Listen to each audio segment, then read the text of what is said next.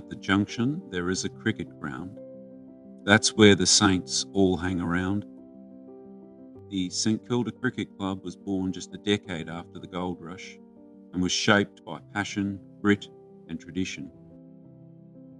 Now, 169 years later, it is one of Australia's most iconic cricket institutions.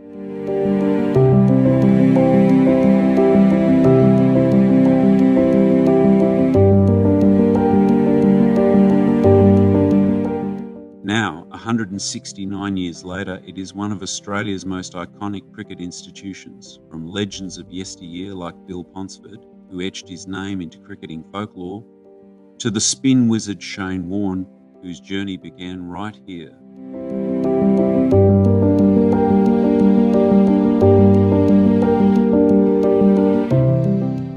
From Bill Ponsford and Ross Gregory's brilliance, to the Tamblyn family's legacy, to modern players such as Michael Beer, Bob Quiney, Sean Graff, Peter Hanscom and Michael Klinger.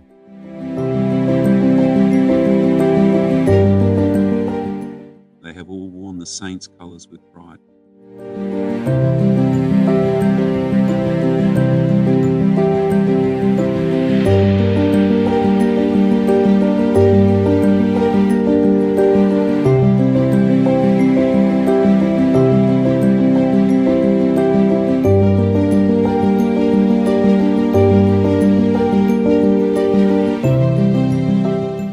In the heart of our club, there's a place where stories live, a place of mateship, memory and meaning.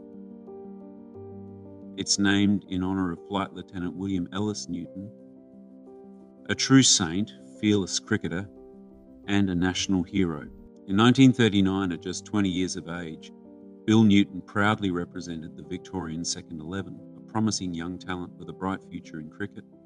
On March 29, 1943, just 23 years old, Bill Newton was killed in action during World War II, a brave pilot, a decorated war hero, and a man who gave everything, his future, his sport, his life, something greater. Like Ross Gregory, another saint lost too soon, and so many of their generation, Bill paid the ultimate sacrifice. Their names now rest on our most sacred honour board, a reminder of the price of freedom and the spirit of this club. Success isn't just measured in trophies, it's in the people, the stories, and the legacy we carry forward. This club, the St Kilda Cricket Club, stands proud on the shoulders of generations, with 18 premierships, countless champions, and a culture forged over 169 years. In this very room sit the future of that success. Just like Bill Newton, who played his first game before becoming a legend far beyond the boundary, this weekend a new chapter begins. Several of our first G will step onto the field for their first ever Premier Grand Final, chasing the dream of delivering our 19th premiership.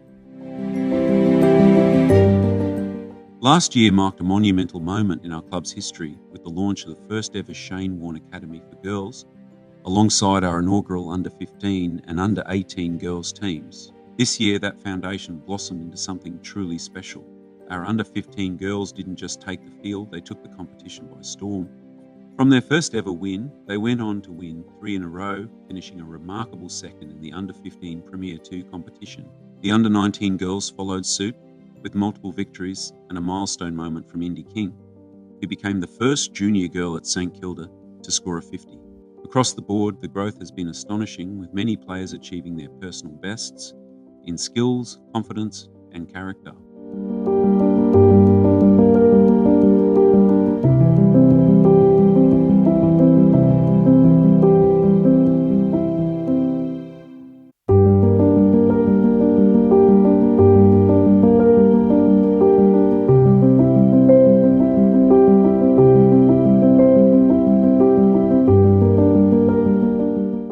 Our first women's win.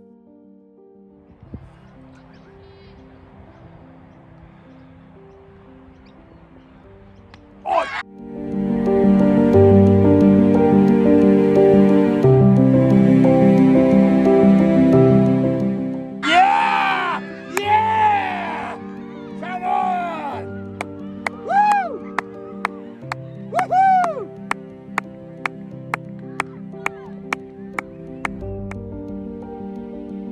and singing our famous song for the first time. Do you like to be beside the seaside? Oh, we do like to be beside the sea.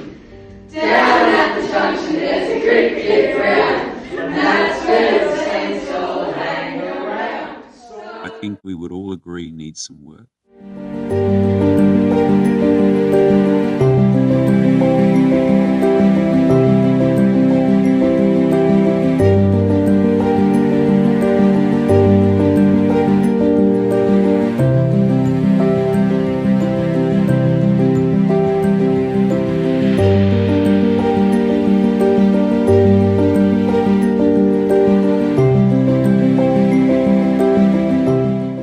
Following on from the highs of last year's success, this season for our under-18 boys was about laying the foundation for long-term growth and the transition into senior cricket.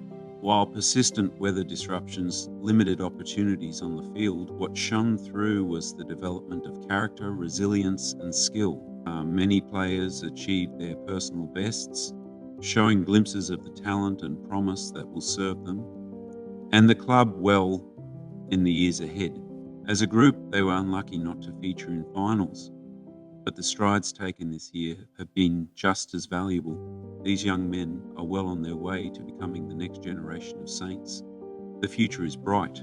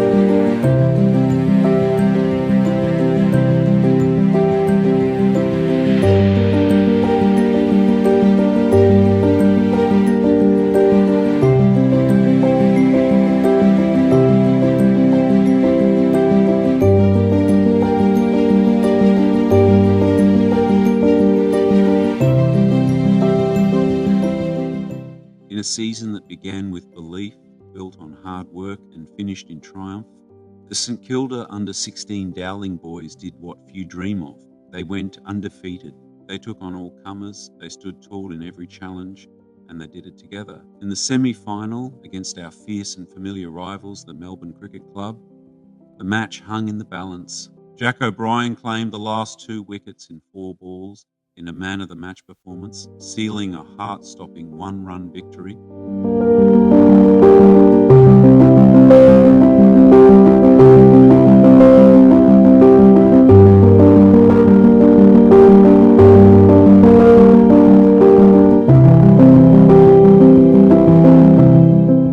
Then came the grand final. A formidable Geelong outfit set the target, 213 runs to win. The moment was big, but our boys were more prominent. Ahmed Raza and Louis Stevenson rose to the occasion, notching up defiant half-centuries in a poised and composed chase, and it was Louis Stevenson again with the ball, bagging 3 key wickets to tilt the final in our favour. A match-winning all-round performance that stamped his name on the day.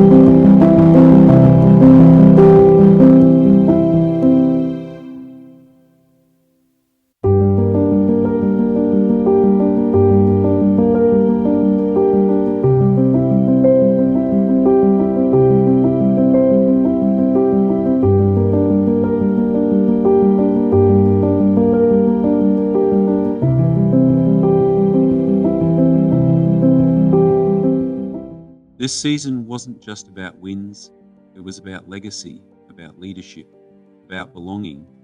From Timmy Kelson, a premier first player and club stalwart, to his son Darcy Kelson, who proudly continues the family tradition. This team has deep roots and a bright future. So the only question remains for this year's cohorts.